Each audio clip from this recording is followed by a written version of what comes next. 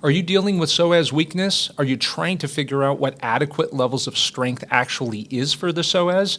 Well, in this video, we're going to discuss 3 specific items that will help you solve that problem. Number 1, we're going to talk about how psoas strength is currently measured and assessed. Second of all, we're going to talk about what is adequate psoas strength and endurance. And of course, this varies depending on the population that we talk about. Third, we're going to talk about specific exercises that I use in my practice every day to address this problem. So let's get started. Okay, so first and foremost, let's take a look at actually testing the strength of the psoas. Now, believe it or not, there's not a lot of great information out there about what the standard strength of a psoas muscle should be. There's no numbers here in terms of a specific exercise that you should be able to do for how many reps and so forth, similar to what we would see in, for example, calisthenics or body weight exercises, like, for example, how many push-ups you should be able to do, how many sit-ups you should be able to do. Okay, the psoas testing is limited to a clinical test that's oftentimes used with what we call manual muscle testing. So let me show you how it works. So person, you're laying on your back with your legs straight out. You would lift your leg at approximately a 45-degree angle. So when you lift your leg up, you are using your psoas muscle. Now it's important here also to note that the psoas is a hip flexor muscle, but it is not the only hip flexor muscle. So when you do any of these kinds of tests with hip flexion, you are getting information about the strength and the function of all of the hip flexors, not just the psoas. So it is virtually impossible to isolate that one muscle. We have to test them as a group. So when you're lifting the leg up at a 45-degree angle, you are using the psoas, but you're using the rest of your hip flexors as well. So question number 1 is, can you lift your leg up to a 45-degree angle and hold it in the air? If you can do that, good shape so far. If you are not able to lift your leg up at a 45-degree angle, then there may be some weakness in the hip flexors.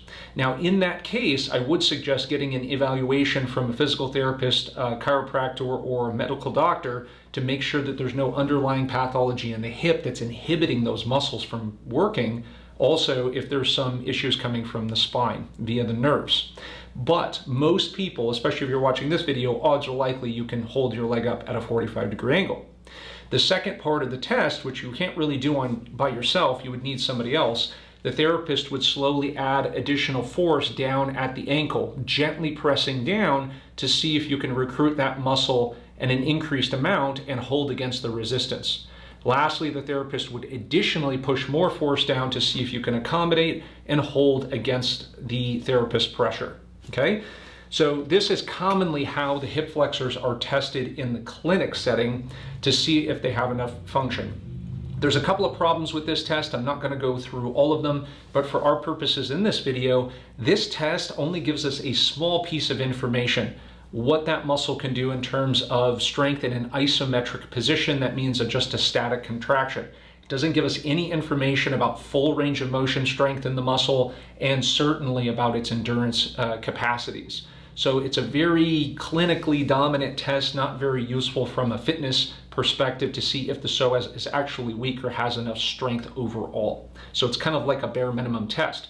So if you have a hard time with that, certainly there's going to be some work that needs to be done, but I'm going to assume that you can pass that test quite easily and you're ready for more stuff. So the issue there is, first and foremost, the limited usefulness of that test. Second of all, it's an isometric contraction, only useful clinically. The third issue that we have is there is no standardized set of movements for the psoas that generally everybody agrees on. So what I've done is put together the exercises that I believe are most useful and that most of the population should be able to do with some relative consistency and frequency of performing them and going to the gym and so forth. Now, these movements can all be done with body weight. They don't require additional equipment and so forth, so they're very easy to implement. So I'm going to show you my top 2 exercises here next. Okay, so the first exercise that I recommend for hip flexor strengthening, which of course again includes the psoas, is a supine leg raise activity. Now, this is typically utilized for strengthening the abdominals, their isometric strength and performance, holding the back still while moving the legs, but it is certainly a hip flexor exercise. It is one of my go-tos because what point is it to have really strong hip flexors and psoas muscles if you can't stabilize hip movement by holding your abdominals still and maintaining spinal stability. So you want the two things to go together. So this is one of the first exercises that I use for this purpose. So now there's two different types of standards that I would use for this. Number one is passing the leg raise standard, which I'm going to show you in a second, which is more of a balance of strength between the abdominals and the hip flexors. And second of all is an endurance type test as well. So what you're going to do is lay on the back, and passing the strength standard is simple as 1 repetition. I'm going to show you this first. So when we're laying on our back, if we were to gently flatten our back against the floor, and not all people are going to be able to do this, but certainly we want to get close to it. As if I were to stick my hand underneath the spine, I should be able to gently shove my spine down and feel pressure against my hand. But in this case, I can flatten my back against the ground, so that's how I'm going to do the test. The second component is lifting the legs all the way up. Now, depending on your hamstring flexibility, you might get straight up. It is okay if you don't. But the goal is to keep that spine making contact with either your hand underneath your lower back or the ground, and to be able to lower your legs all the way down and then all the way up. That is a good strength test for the balance between the abdominal muscles and the hip flexors. We want to get to this test result first. So I'm going to show you this. So hands can go down to the side. They can even be tucked slightly underneath the hips. We gently flatten the back down and lift the legs up. Now, keeping the back flat, we're going to lower all the way down, almost basically parallel or touching, and then go back up again. Now, we should be able to get 1 repetition out of that. That is the first outcome that we want to get to. Now, of course, over time, we want to be able to do more repetitions. In my opinion, the standard, the first thing that we should be aiming for after 1 repetition is to get to 10 good repetitions of that exercise, to have good balance and strength, isometric abdominal strength with hip flexor activity. Now, that's obviously going to be challenging for most people to hit, so how do we scale the exercise backward? No problem. What we're going to do is we're just going to make the exercise easier, and it'll be quite straightforward to progress to that strength standard. So we're going to lay on the back, and the first thing what we're going to do is to gently flatten the back, and then what we're going to do is lift the legs up in the air just like this. Now, what we can do from this position right here is obviously we're working the abdominals, but we're working the hip flexors as well, just holding the legs in the air. To begin with, we would alternate basically tapping 1 leg down and then 1 leg up. We can go to the other side and back up, or if we have enough endurance to do so, we can perform all repetitions on 1 side. Let's say we're going to do about 10 reps, and then we would do 10 reps on the other side.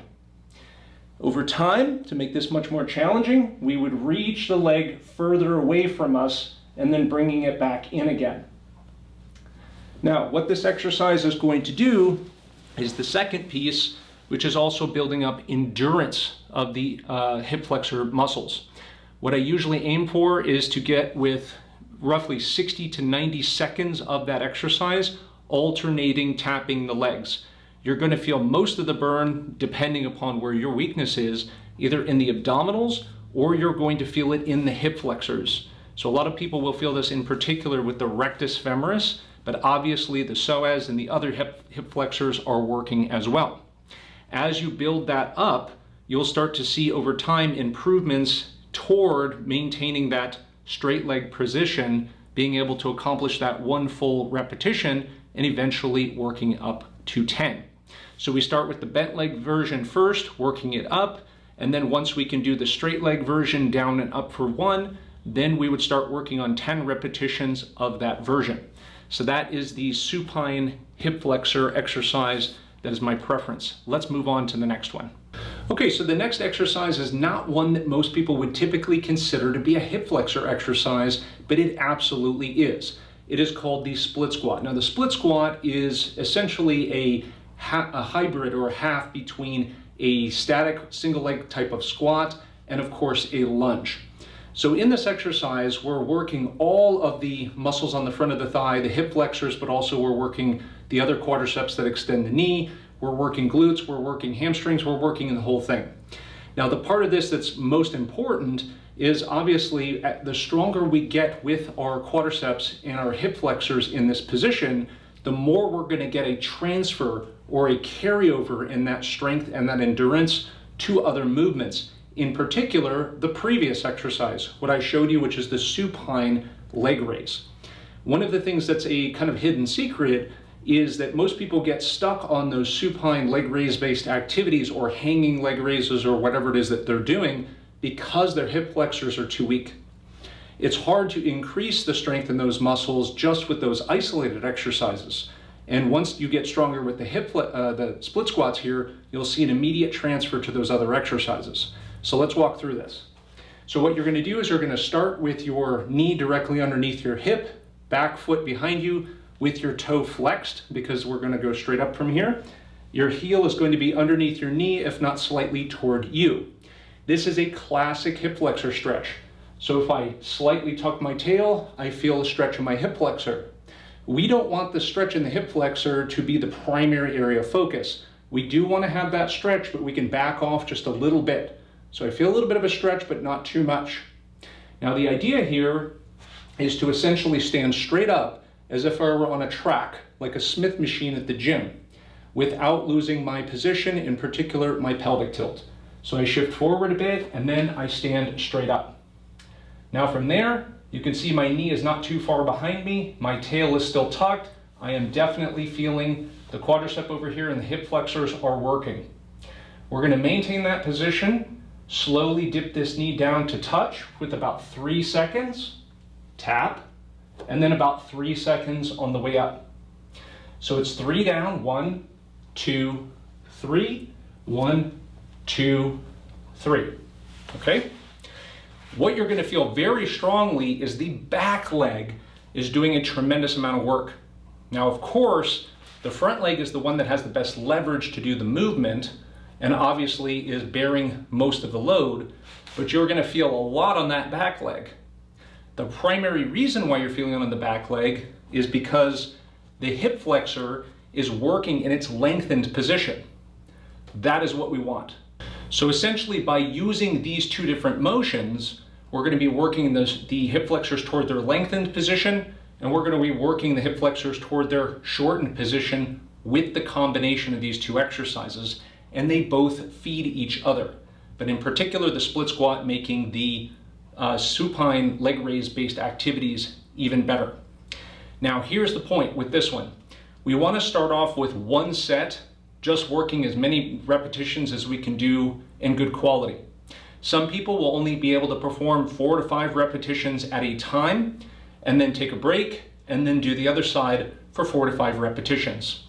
We would only continue doing that until we can work up to one set of 15 repetitions with a little bit of a break in between each side. Once that's accomplished, we start working on set number 2. It would be done in the same fashion until we can, in sum total, get 3 sets of 15 repetitions on each side. Now I allow for approximately a 30-second break in between each side and about 90 seconds break in between sets. So once that's accomplished, we have adequate lower extremity and hip flexor strength and endurance in this movement, and we should see some huge gains in our supine leg raise activities as well. So these two combination of exercises are my absolute go-to for the majority of people. Now, I want to add one extra piece here. If you find this exercise to be way too advanced for you or you're not ready for it yet, there's some simple modifications you can do for this. And that's why I brought these 2 chairs out. I'm going to show you in this direction. If we take chairs and we place it to the side of the kneeling pad, and then I start down here on the ground, I can use assistance, my own manual assistance, to be able to help out while I do the drill. So I don't want to use too much. I want to use just enough. So if I push down just a little bit, I can give myself 10, 20 pounds of help, slowly going up and down. And if it's too hard at the bottom, I use a little bit more pressure and then go back up again. In this way, this can allow me better technique, better form, and give me more repetitions to begin with. But make sure we understand the gold standard is doing this without the chairs, just doing this with your own body weight. So that is the split squat exercise. Okay, so that brings us to the end of this video. as I showed you how to test the psoas and hip flexors as a whole, how to strengthen them using both combination of strength exercises and ones that include an endurance component, and optimization, which is about increasing the amount of volume, making sure that you can do 3 sets of the split squat, and of course hitting your standards of about 10 straight leg raises in the supine exercise. Once you do this, you'll be much stronger, you should feel much better, and a lot of carryover into lots of other exercises. So I hope you like this video. If you do, be sure to hit the thumbs up button, like, comment down below, subscribe, tell me what else you want to see, and of course, I'll see you next time in the next video. Thanks for watching.